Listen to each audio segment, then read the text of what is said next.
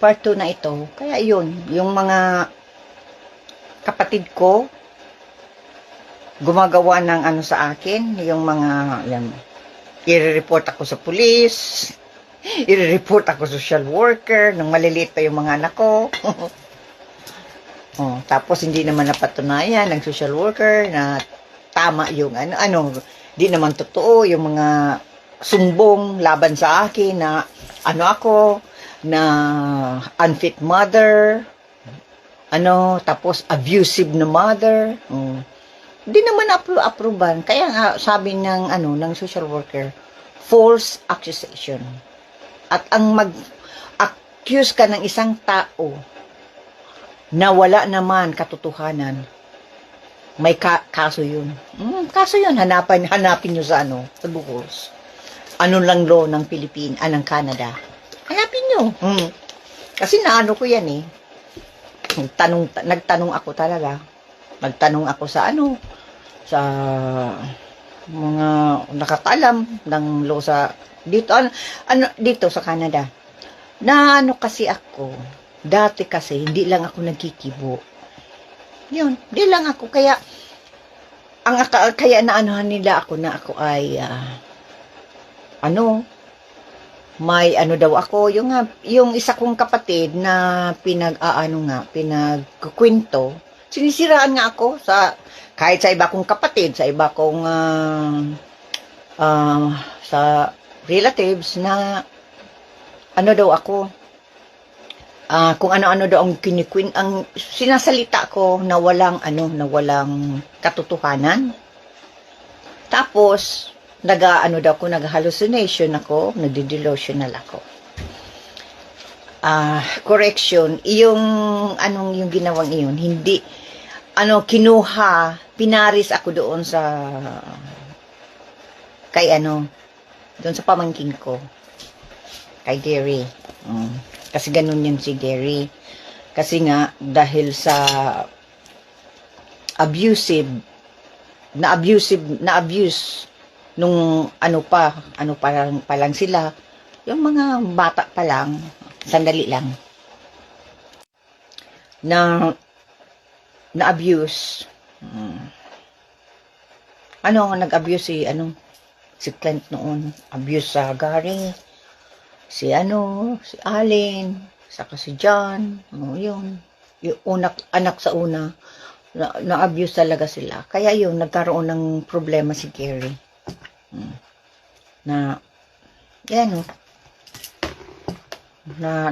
Nagkaroon ng problema.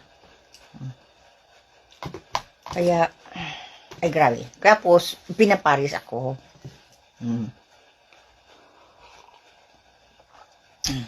Hindi ako nag-hallucination. Hindi ako nag-delusional. Hindi ako nagsasalita ng kung ano-ano na walang direction. Iyon ang pinagkukwento sa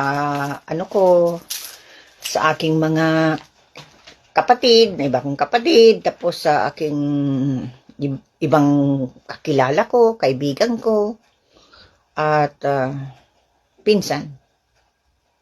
Sinira nga ang pagkatao ko. Kaya, yung magawa ka ng ganyan, nasisirain mo ang isang tao, at tapos pinagkukwento pa, lalo na kung hindi naman totoo. Pwedeng kasuhan ng taong yun. Dati kasi, hindi lang ako nagigipo sa mga abuse sa akin. Hindi lang ako nagigibo noon. Kasi alam niyo kung bakit. Nandito pa si Mama at si Papa dito sa Canada. Kaya hindi lang ko hindi ko nagkikibo. Hindi lang, pinapabayaan ko na lang. Ngayon na si Papa ay wala na dito sa Canada, ay sa wala na dito sa Canada. Wala na din si Mama. Yan, magagawa ko na kung ang gusto kong gawin. Yan. Kaya,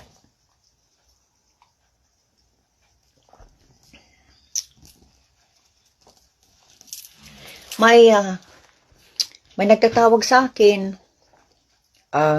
every 2 weeks, police, Hindi again sa akin na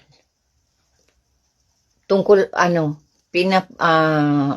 inaano ako kung ano nang naramdaman ko, yun. Hindi laban sa akin, ha. Hindi tulad nung nag-report sa police laban sa akin. Hindi yun. Na-mention ko rin yun sa police na yun ano sa akin na inaanuhan ako yung every 2 weeks. Tinatanong ako kung kumusta na ako, kung ano ang nararamdaman ko. Kasi nga, i-report ko sa police yung mga pag-abuse sa akin noon. Yan. Kaya, every 2 weeks, nag-ano kung ano nang naramdaman ko. Yun. Kaya nga, nagpadala nga sa akin ng pamphlets para sa counseling. Kasi nung gabakuhan lang ako dito sa Canada, na-abuse ako.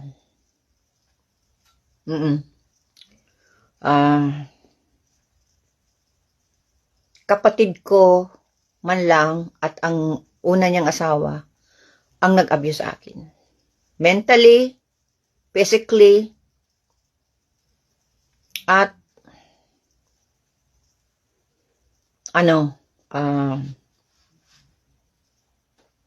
ako, yung minulistya ako. Nung baguhan pa lang ako dito. Nagsusumbong ako sa kapatid ko. Wala naman siyang pakialam. Wala. Kaya yung time na yun na talaga na di ko na kaya, sumama na lang ako kay Alec. Kasi, si Alec ang piniling mapangasawa ko. Meron silang gusto tagin mag-asawa. George ang pangalan. Stable, matured na. Gusto ako nung pakasalan. Kaya lang, ayaw nila na yun ang asawahin ko. Ayaw. Kasi nga, na-realize ko na kung bakit ayaw nila akong ayaw akong pangasawa doon. Dahil nga, kung naging asawa ko si George, kukunin niya ako,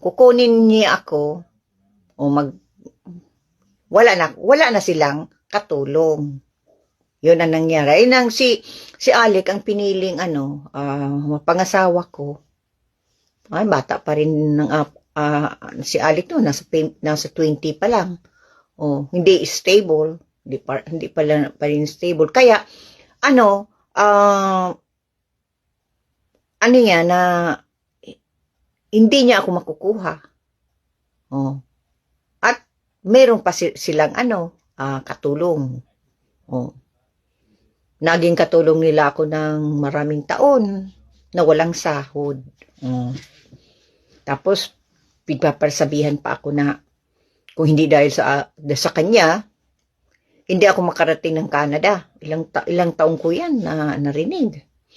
Na-realize ko, kung hindi dahil sa akin, hindi sila nagkaroon ng katulong na walang sahod. Kaya, yun, yung police, every 2 weeks, tinatawagan ako. At na-mention ko rin na yung may nag-report laban sa akin, na unfit mother ako. Grabe. Na unfit mother ako, violente daw ako, yun. I-report ko rin yun sa police. Minention ko. Na kapatid ko rin na nag-report sa sa social worker na unfit mother ako at violente. At napatunayan, hindi naman totoo. Yun. Kaya, sabi ng pulis, kung gusto kong kasuhan, pwede pala. Kaya, yun. Kaya yung mga tao nga gusto na naman na mag-report laban sa akin.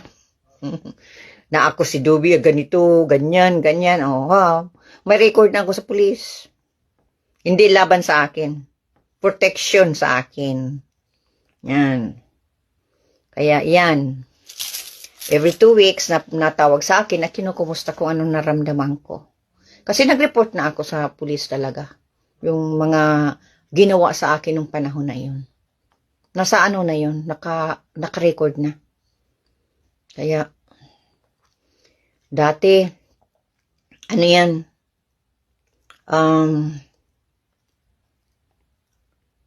ano lang, talagang dinidibdib ko lang masyado, yung sinasarili ko lang. Kaya nga, nag-suffer ako ng depression. Pagkatapos yung nagkasakit ako dahil hindi maalis-alis sa utak ko. Nagtanong nga ako, bakit yung mga nangyari sa akin, hindi ko makalimutan. Kasi sabi ng pulis, na tungkol sa ano yan, na ano yan, ang may trauma pala, ganun ang nangyayari. Na hindi makalimutan ang mga nangyaring hindi maganda. Kasi nga, kahit panaginip ko, minsan, papanaginipan ko ang mga nangyari sa akin, mga abuse sa akin. Kaya yung baguhan pa lang ako dito sa Canada. Yan. Kaya yan. Tapos nagsabi na, na nag-hallucination lang daw ako, nag-delusional. Yun ang mga kwento sa aking kapatid at sa pinsan, na nag-hallucination ako. Walang katotohanan. Yan. Pero ang pulis naniwala sa mga sinabi ko. Kasi, hindi ka pwede mag-report sa pulis kung hindi totoo. Kasi pwede kang kasuhan. Yung ginawa sa akin. Nag-report sa social worker laban sa akin na unfit mother ako. Violente ako. Abusive akong nanay. Talagang inimbestigaran ako. Pero, napatunayan, hindi naman totoo. Kasi, doon sa dating bahay, may nag-ano doon palagi may nakapark doon na sasakyan, na tinted ang window. Nandoon, alam ko na pinag-obserbahan ako. Nakita nila ako, naglilinis sa labas, pakatapos nag-gardening ako, pakatapos ako na upo mag-isa sa labas. Tapos, naglalakad-lakad kami ni Papa. Papunta kong sa gusto niyang puntahan. Tapos, nalabas kami ni Alec. Yan. 8 months akong, pinagbantayan talaga dyan, may talaga dyan na binabantayan. Talagang imbestigahan ako. Wala naman na patunayan. Hindi ako abusive kasi wala naman sa school, hindi naman napatunayan na abusive ako. Hindi ako abusive.